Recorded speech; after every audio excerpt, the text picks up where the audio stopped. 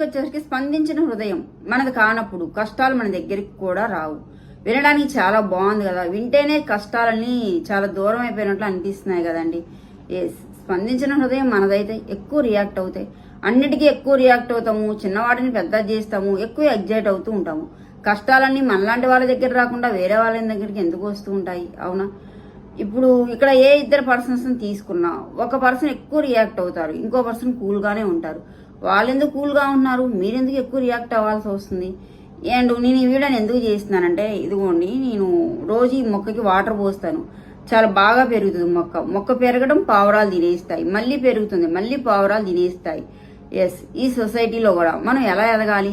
పచ్చని మొక్కలాగా ఎదుగుదామా, చేదు మొక్కలాగా మారిపోదామా? కొన్ని అయితే నేను చెప్తానండి, ఫాలో అవ్వండి.